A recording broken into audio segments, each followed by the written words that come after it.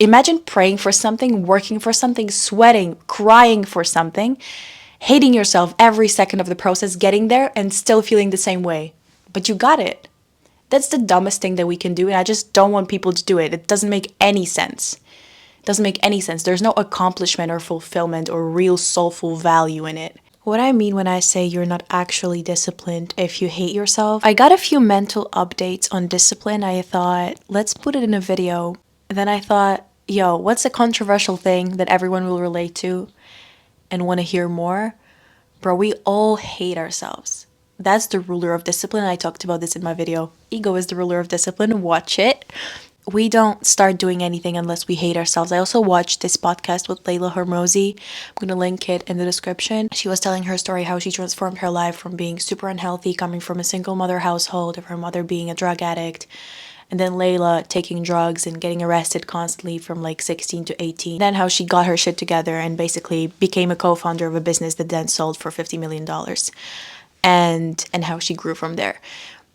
She said, I had to hate myself enough. She had to go super, super low to hate that moment enough to want to change it. I think I was so fed up with myself. Like, I knew I was smart and I wasn't doing anything about it. I knew I was hardworking and I wasn't working hard. I was just off. And honestly, it's really weird because a lot of people are like, what did you do to change? And I was like, I just hated myself so much that in that moment, it was like the pain of remaining who I was much greater than the pain of changing and the pain of what it could possibly be like to change. How much lower can you get? Like, what is the point that will wake you up? You're gonna get arrested for the 6th time or the 7th time or the 8th time. How many times do you need that wake up call for you to wake up? What's going to change? You're gonna get 100 pounds heavier. Do you need like 200 pounds heavier to wake you up? Like, what's going to change? It's just gonna get worse. It's not a situation in which you have two options, where one option is to fail and one option is to win. In order to get better, you have to make better decisions. It's not a choice, because there's no other choice to get to the destination that will make you better. You know what I mean? The only way. So she did that, and that came from hate, and I understood it so well. And for the longest time, as I was growing up and, learning about discipline, taking paths, making my dreams come true, completing my goals, learning to live, I've always implemented the same philosophy of like, I hate this present moment right now so much and I need to do something about it. And it always worked. I always ended up getting what I wanted. But for some reason, for the longest time, if you've been following my journey or like watching whatever I do, listening to what I have to say, or if you know me personally, you might notice, even though I get what I want, always, it's okay, maybe you don't know that because you don't experience it like I do. You're not experiencing these wins from my perspective, but they never feel fulfilling fully. If your intention is to change, that's a good intention. It's a strong intention. But there is always a charge to an intention. It can be a strongly negative or a strongly positive charge. Doesn't mean that it's good or bad, but it's an emotion attached to it. It's a sense of, I'm doing this for the highest good, or it's a sense of, I hate everything, everyone. I hate the circumstances. I hate myself. I hate everything about my life, so I'm going to do something about it. Even though the effect is the same, you end up getting what you want because you work for it. It's an equation that logically works like this. You put in the work, you get the reward. It doesn't feel like how you would want it to feel because throughout the journey of getting there, you've been feeling self-hate and self-deprecation. You've been feeding your soul with, you're not enough. Every day you wake up, you're not enough. You have to do better. You're the worst person in the world. You're the ugliest. You're the laziest. And you keep pushing forward because you tell yourself this and you have to prove to yourself that it's different. So you keep going and it ends up working out. But how you feel with this win isn't how you want to feel with this win. Because you can't feel any different if you've been feeling all of these negative emotions throughout your journey. I realized this very early on. I think my first ever little win was when I started getting some recognition in my jewelry business. It's such a cute moment in my life that I like to look back at. I even forget about it sometimes. Like, I used to do so much with my hands. It's not like, I talk and it's still work. Like, I put a lot of effort and a lot of energy and time and consideration into this thing that I'm doing right now with my personal brand, whether it's visual product or mental value that I give, the amount of things I had to incorporate in my life while going to school, handcrafting, shopping, packing, sending out orders, and managing it all, every aspect of it worked like a normal business, but I had to handmade everything, it's so much that goes into it. It's I don't even remember all the things that I did. I just remember that I wasn't sleeping at night because I was packing orders. Like, it's literally crazy. I admire that little child who was so determined to do that.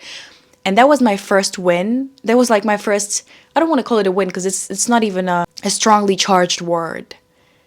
It was my first achievement, which I can't even measure. It was just something that worked. It was like, yes, you're putting all of this work in and it's paying off. Look at the result. It was like the first process like that I could measure. And then this fun thing that I did became something that I hated so much. I couldn't attach myself to it. I didn't see myself doing it. Not because it was difficult, because I was used to doing difficult things, but because I didn't see myself in it. I turned into someone who was making these mechanical choices every day in exchange for presence, mental health, personal life, emotions. And trust me, I know what it is and how important it is to show up no matter how you feel, to just fuck your mood and follow the plan. I know what it means. I've been doing this for as long as I can remember. That's why I have a history of achievements and getting rewards for my work. That's why I kind of understand the response that I got under that video when I said I modified my winter arc rules, or how I look at discipline to complete my life and make it better and not take away from my health and presence, to fit my circumstances, to fit my health. And I understand the response because, that's not following the plan. That's modifying the plan to fit my mood. But what if that's the real discipline? What if hating yourself into doing it, even though it will give you the result, isn't actually discipline, but it's the easier option? It's a lot more difficult to not hate yourself than to hate yourself. Anger is easier than breathing through your emotions. So we know that there is a difference between self-sabotage and self-discipline. And I fall short both ways more often than not. So I feel like I'm qualified to talk about these things, even though I'm not perfect in them. But even being exposed to failing in certain areas, I feel like gives me space to express and learn and present ideas around this topic, There's a fine line between overworking yourself to the point where progress is regression, actually, but you don't see it, and pushing yourself to your limit, the actual health limit, the healthy limit, no matter what your mood is. There is a fine line between these two, and it's such a molecular alchemy kind of a process to see that line and listen to your heart and listen to what your intuition is telling you, and not be lazy and not be fucking dumb. No one talks about this because the reels made us so motivated and self-centered and egotistic and competitive that no one talks about actual real mental health. Not in like the sense of, take rest days, take rest weeks, be softer, listen to your heart. Not in that sense, because that's bullshit. You're not going to achieve your goals if you do that. But I hate the word balance in this context because it simplifies everything way too much than I want it to. But figuring out your own proportion of pushing yourself and loving yourself. Because that's ultimately the same thing. You can't actually be disciplined and hate yourself. That's not discipline. That's just self-hate. It will give you the result, but it is not what discipline was for. So it is not discipline by definition. If you end up feeling like you hate yourself when you get to the goal, it's not what I was doing it for. Changing my definition of discipline. I'm changing how I go about things every day to play, to feel present during my tasks that will make me move forward. I don't want to hate myself when I get to the point that I was dreaming about, that I was praying for. Imagine praying for something, working for something, sweating, crying for something, hating yourself every second of the process, getting there and still feeling the same way. But you got it. That's the dumbest thing that we can do, and I just don't want people to do it. It doesn't make any sense. Doesn't make any sense. There's no accomplishment or fulfillment or real soulful value in it. It's just being a stupid human being who wants to compete with your own self and just end up feeling empty for no reason. What were you doing this for? Who was this all for? No, as an overachiever, I've always felt this constant need to complicate everything for myself, to make a task harder. So if someone is telling me to do a push-up, okay, let's not make this my personality trait now. Let's get another example. So someone's telling me, okay, you want to make a pumpkin pie. Here's the recipe. You need flour, you need flax seeds, you need warm milk, and you need butter. And I'm like, okay, great. But then they're like, oh, there's actually this one recipe that takes like 3 days and it's a lot more difficult. And only like 3% of people want to make it and never make it. And I'm like, oh, give me that one. I want that one. Sounds like something that no one ever does and it's more difficult and it takes 3 days instead of 2 hours. Give me that one, please. I don't know if I have the ingredients. My kitchen has never seen the skills that it takes to bake this kind of a pie, but I'll try my best. It's just always something that I've done with everything in my life. If something is more difficult, I'm choosing this thing. And it's not good. It's not, I mean, it sounds so badass. It sounds like, yes, David Goggins. Put it in a reel. Clip it, chat. Something is extraordinary. If something takes more of my energy, if something is so difficult that only 3% of people want to do it and ever try doing it, and only 1% of this 3% of people end up baking the actual pie from the ingredients, from the recipe, then I'm gonna choose this option. We're advertised this idea that it's the best option, this like the most disciplined, the most badass, the most difficult thing, that you need to breed this quality in you to choose these difficult paths. It's the dumbest thing in the world. Why would you complicate something for yourself? If you don't end up baking this pie, you're the worst person in the world. Because what? Because you're not this 1% of the 3% of people who even try to do it. You're worth nothing. You're a failure. Because of the self-improvement culture, because of the... I think men have it the worst, actually. I don't want to sound like when men say, oh my God, it's the worst when girls have periods. You know, I don't want to sound like the pick me on that side, but I genuinely believe that when it comes to discipline and competition and making something happen, doing something with your life, men have it the worst because we are collectively super influenced by these fucking reels, these clips of people advertising the idea of complicating everything. And you wanting to be the best, you complicate your goals and tasks to the point where you end up doing nothing or giving up too soon and not achieving anything. And I hope it's not done intentionally most of the times with these people who advertise these ideas. Like, these concepts are made to inspire us to be better people, but they don't work collectively, not sustainable. This kind of discipline that stems from hating yourself and constantly hating yourself into achieving things, they work, but you're not going to be happy. You're not going to be happy. Look at what Mike Tyson said about legacy. Yes, he has all of these belts, and what? You really don't have to focus on being extraordinary to be extraordinary.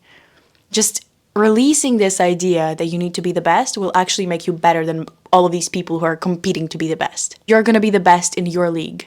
And your league is good enough. Like, that's going to bring balance naturally without having to be all mindful and soulful and cutesy and self-loving, you know? Alchemy of finding flow, balancing action and surrender will come naturally. This balance, you won't have to write affirmations in your journal of how I love myself so much and I will push myself to my limit today with love and compassion. You won't have to do that. It will come naturally if you just listen to your body and you become present in how much you give, how much you're able to sacrifice. Why are you doing this?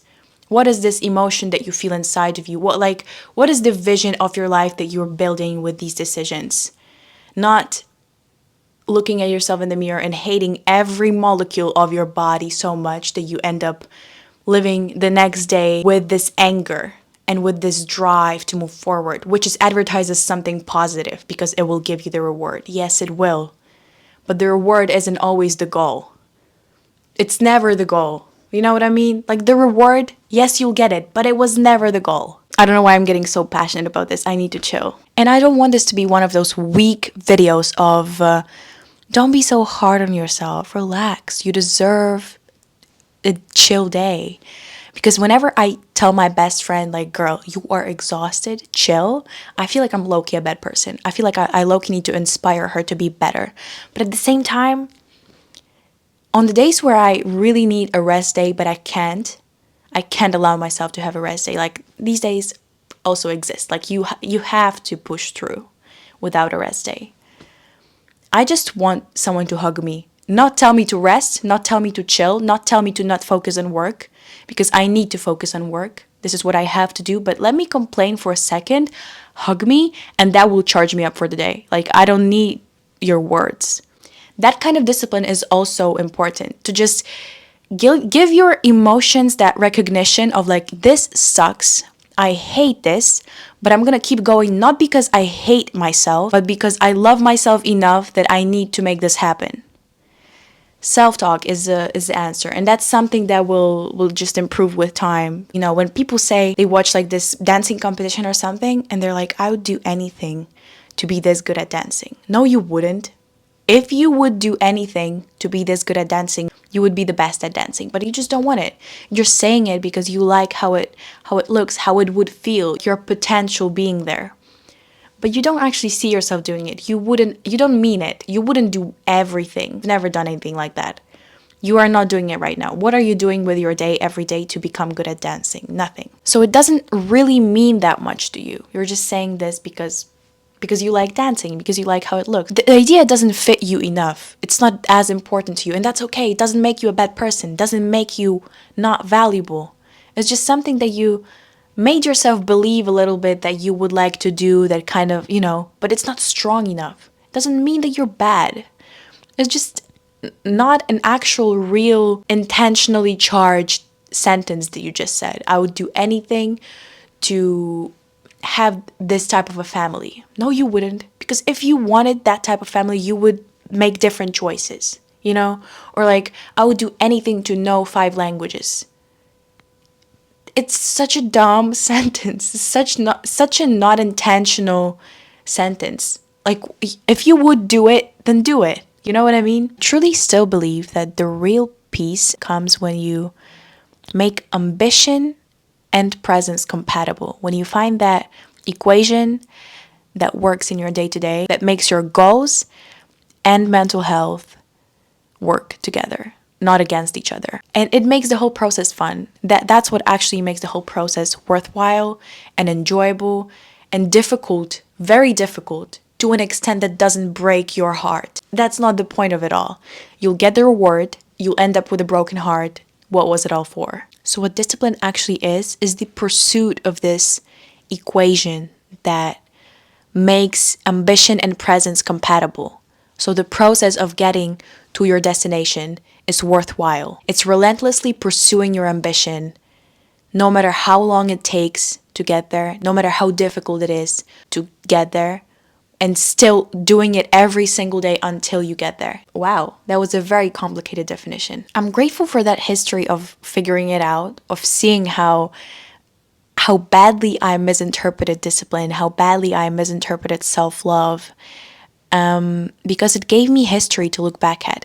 It gave me an opportunity to regress to progress, to regress to past mistakes and to past wins, to channel flow, to know what surrendering and acting is when they come together, to know how important it is to find that state of flow and initiate momentum.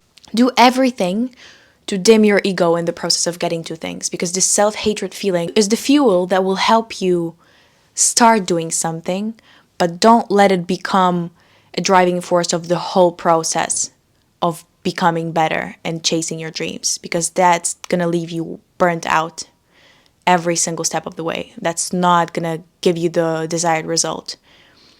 Physically, yes, you will get the Mike Tyson belts, but this legacy doesn't mean anything if you didn't feel lighter in the process, if you didn't become present and weren't able to share this light with everyone around you and leave that kind of a more deeper, meaningful legacy. Real discipline is humbling your never satisfied ego. It's not fueling it.